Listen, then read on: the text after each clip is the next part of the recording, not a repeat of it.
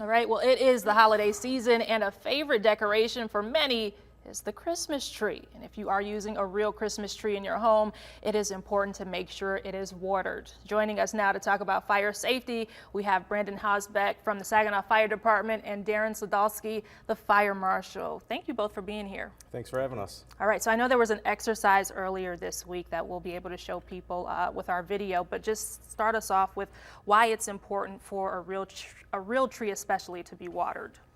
Well, we were fortunate enough to get 2 donated trees from Cluck's Nursery, and in partnership with the ATF, we wanted to give a visual to all the citizens out there of, like you said, why is it important to water your tree? As you will see in a lot of the videos, if you go on YouTube and whatnot, that there are a lot of heat release rates that are sky high.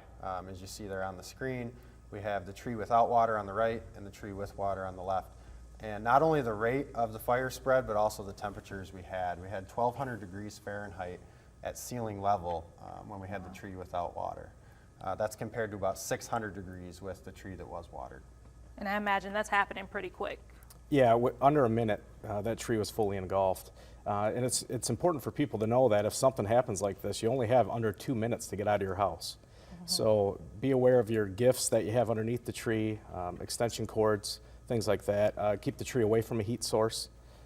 And then soon after the holiday, just get rid of the tree altogether. Yeah, I mean, how quickly, I guess, in terms of getting rid of that tree and just, doing everything that you need to do in terms of your holiday cleanup, should you be thinking? Just a few days after Christmas, I would start to get rid of it. Okay, any other tips that you could pass along for people? Just like I said, just be aware of the extension cords. Try to use LED lights on your Christmas tree. They don't produce a lot of heat. And just make sure that the gifts aren't jammed up underneath there. Right, and as far as people having so much stuff, and when we talk about Christmas and presents and the holiday season, carpets and different things like that as well, could that kind of be a factor too? Yeah, all that's combustible. Yeah. So another thing is make sure the Christmas tree is not blocking your exit out of the house. So. And even a Christmas tree that has been watered can still pose a safety risk. Yeah, and as the video shows, the tree on the left, that was a watered tree. We watered that every day, and you can still see how fast it's going up. So. Yeah. Well, in your experience, how common is this? So according to the NFPA, 160 Christmas tree fires per year is what we have across the United States. So it's not very common. The problem is when it happens fast, and it could be pretty severe. And I know we're talking mostly about trees too, but this time of year, a lot of people will have the fireplaces going and things like that. What are some things that you can tell people Make about sure that your chimney flue is cleaned out. Use one of those, I forget the name, but it's a log. It helps clean out the chimney flue, or have a professional do it. Be sure not to have combustibles near the fireplace when you're operating it. And as far as smoke detectors, smoke alarms, that sort of thing? Absolutely. A minimum of 3 per household.